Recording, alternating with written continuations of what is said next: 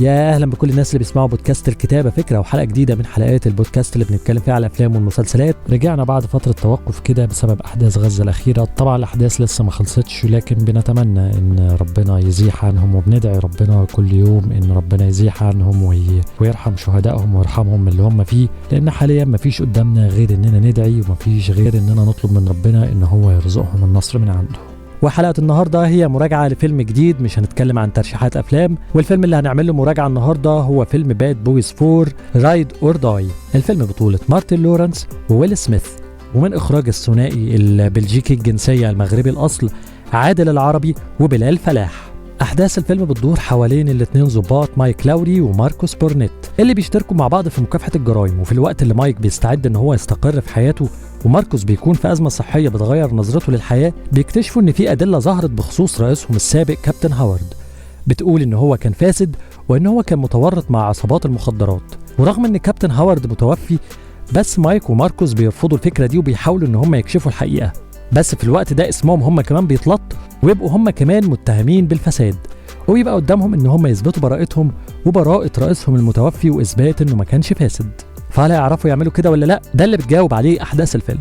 خلينا نقول ان سلسله باد بويز من السلاسل الناجحه جدا. ابتدت سنه 95 الجزء الاول، وكان الجزء الثاني سنه 2003، وكانوا حققوا نجاح كبير جدا. يمكن انا بالنسبه لي الجزء الاول كان هو المفضل، وبعديه الجزء الثاني يعني اقل تفضيلا، لكن كنت بحب الجزء الاول اكتر. وبعد كده جه الجزء الثالث اللي كان في سنه 2020 باد بويز فور لايف. والجزء ده رغم ان هو نجح والناس حبته جدا، بس انا ما حبيتوش للاسف، لان انا كنت معلي سقف توقعاتي ليه قوي. فبالتالي لما اتفرجت عليه ما قدرتش ان انا اتواصل معاه وما قدرتش ان انا احبه قوي، وده خلاني متخوف من فكره الجزء الرابع، وخلاني خايف ان انا اتفرج عليه لاني اوريدي ما عجبنيش الجزء الثالث. فحسيت ان الموضوع ممكن يبقى فيه نفس المشاكل، خصوصا كمان ان الجزء الرابع من اخراج الثنائي اللي اخرج الجزء الثالث اللي هو عادل العربي وبلال فلاح.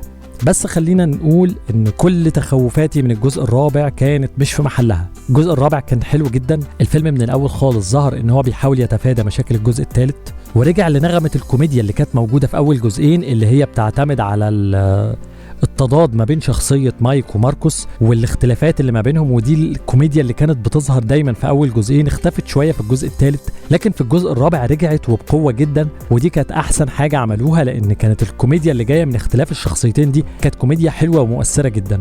اما بقى بالنسبه للقصه، فالقصه مكتوبه بشكل حلو. التصاعد بتاعها من الاول خالص بيبتدي بشكل حلو. انت ما حسيتش بفراغ كبير قوي ما بين بدايه الفيلم لحد ما ابتدت القصه في الظهور. يعني انت خدت وقتك في بناء مواقف كوميديه وحاجات كوميديه، وبعد كده دخلت في القصه، وبعد كده القصه تصاعدت بشكل حلو وصولا للفصل الاخير. فكانت كل حاجه ماشيه بتوازن كبير جدا، والكوميديا كانت في افضل احوالها، والاكشن كمان كان في افضل احواله، وكان في تجديد كبير جدا في اوقات كتير، حاجات كتير جدا حلوه اتعملت في الاكشن. يعني خلينا اقول ان الاكشن في الفيلم ده اكشن مميز جدا جدا جدا.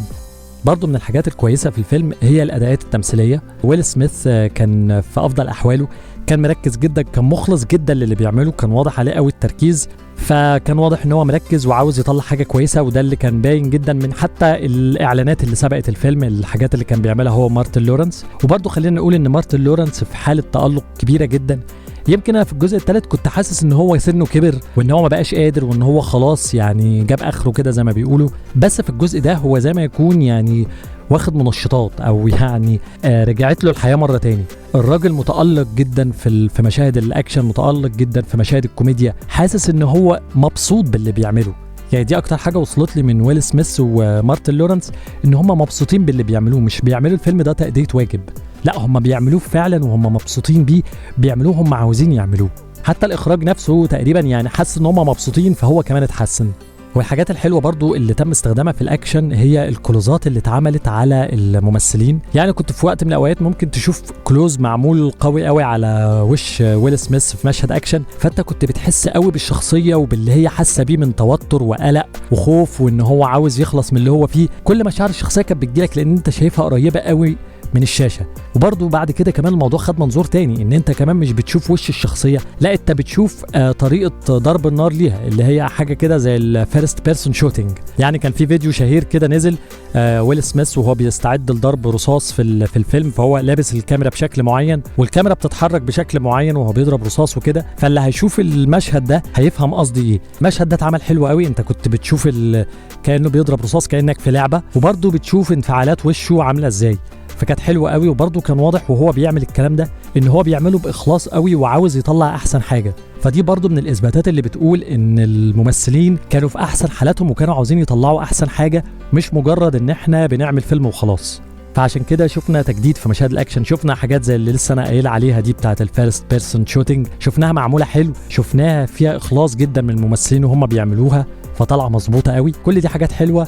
وبرضو الفيلم مخليش من الرساله بالنسبه لي، رغم ان انا قلت ان دي حلقه مراجعه بس الفيلم فيه رساله فعلا. فكره الوفاء، يعني هما الاثنين دخلوا في مشكله كبيره وتورطوا في مشكله كانت هتوديهم هما نفسهم في داهيه علشان يقدروا يثبتوا براءه رئيسهم اللي مات. كان ممكن يقولوا ان هو خلاص مات والموضوع انتهى، طبعا ما كانش هيبقى فيه فيلم ساعتها، بس المقصود ان دي كانت رساله ان انت لازم يكون عندك وفاء للناس اللي انت اشتغلت معاهم وما شفتش منهم حاجه وحشه، وفاء لاصحابك، وفاء للشخص اللي دايما انت كنت معاه في وقت من الاوقات على الحلوه والمره، كان معاك كويس، فانت كمان لازم يكون عندك وفاء ليه، وان انت تحافظ على سيرته، وان انت تحاول ان انت لو شفت ان هو سيرته بتيجي بالسوء او ان سيرته بتضر ان انت تكون واقف في ظهره، وان انت تكون اللسان اللي بيدافع عنه لو هو لسانه مش قادر يدافع عن نفسه.